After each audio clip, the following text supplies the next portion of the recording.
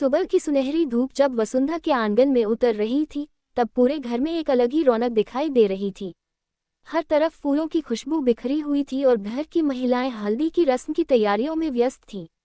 आज का दिन खास था, क्योंकि आज देव और प्रिया की हल्दी की रस्म थी। इस रस्म का इंतजार पूरे परिवार को कई दिनों से था। घर के दरवाजे पर गेंदे के फूलों की सुंदर सजावट की गई थी और आंगन में रंग बिरंगी रंगोली बनाई गई थी। ढोलक की थाप और औरतों के गाए जाने वाले पारंपरिक गीतों से माहौल और भी खुशनुमा हो गया था।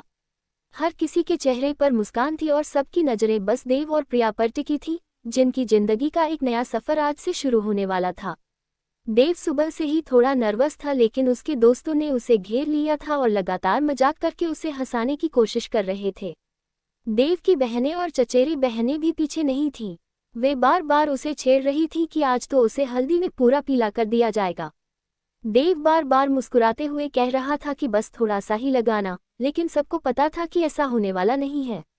हल्दी की रस्म में हमेशा मस्ती होती है और आज भी कुछ अलग नहीं होने वाला था। उधर प्रिया के कमरे में भी हलचल मची हुई थी। उसकी सहेलियां उसे तैयार कर रही थीं। प्रिया ने हल्के पीले रंग का खूबसूरत लहंगा पहना हुआ था और उसके चेहरे पर हल्की सी शर्म और खुशी दोनों झलक रही थी। उसकी माँ बार बार उसे प्यार से देख रही थी और मन ही मन दुआ कर रही थी कि उसकी बेटी की जिंदगी हमेशा खुशियों से भरी रहे। कुछ ही देर में आंगन में हल्दी की थाली सजा दी गई।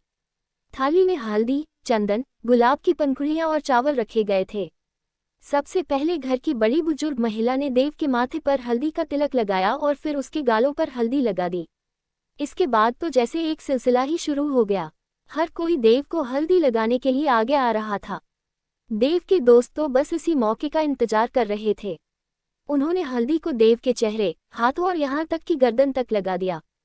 देव पहले तो बचने की कोशिश करता रहा, लेकिन आखिरकार वह भी हंसते हुए इस मस्ती का हिस्सा बन गया।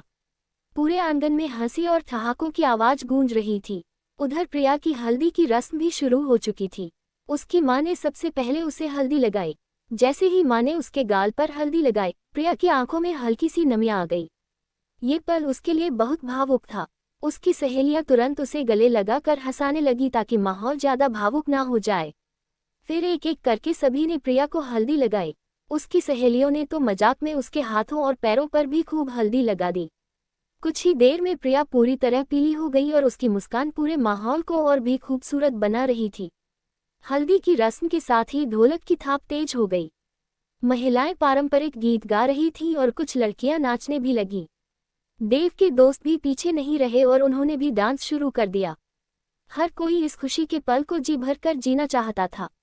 देव और प्रिया दोनों को बीच में बैठा दिया गया और उनके चारों तरफ परिवार के लोग और दोस्त नाचते हुए उन्हें आशीर्वाद दे रहे थे। ये पल किसी फिल्मी सीन से कम नहीं लग रहा था।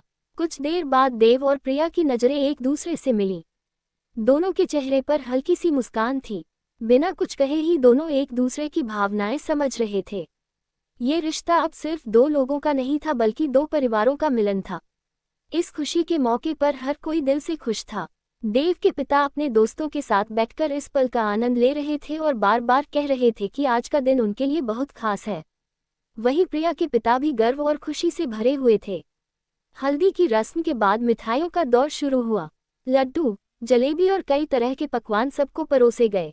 बच्चे इधर उधर भागते हुए खेल रहे थे और बड़े लोग आपस में हंसी मजाक कर रहे थे। पूरा घर जैसे एक त्योहार में बदल गया था। देव की माँ बार बार मेहमानों का ध्यान रख रही थी और यह सुनिश्चित कर रही थी कि किसी को कोई कमी महसूस न हो। धीरे धीरे शाम होने लगी, लेकिन घर की रौनक कम होने का नाम नहीं ले रही थी। हल्दी की रस्म के बाद सब लोग अगले दिन होने वाली शादी की तैयारियों की बातें करने लगे। देव और प्रिया दोनों ही थक चुके थे, लेकिन उनके चेहरों की मुस्कान अभी भी वैसी ही थी। ये दिन उनकी जिंदगी के सबसे यादगार दिनों में से एक बनने वाला था। रात को जब मेहमान धीरे धीरे जाने लगे तो घर के लोग भी थोड़ा आराम करने लगे, लेकिन सबके दिलों में आज की खुशियों की गूंज अभी भी बाकी थी। देव अपने कमरे में बैठा आज के दिन को याद कर रहा था और प्रिया भी अपने कमरे में बैठी हल्दी की रस्म के हर पल को याद करके मुस्कुरा रही थी। दोनों को पता था कि यह तो बस शुरुआत है, असली सफर तो अभी बाकी है। देव और प्रिया की हल्दी की रस्म ने पूरे घर को खुशियों से भर दिया था। ये सिर्फ एक परंपरा नहीं थी, बल्कि प्यार, अपनापन और परिवार की एकता का खूबसूरत प्रतीक भी थी।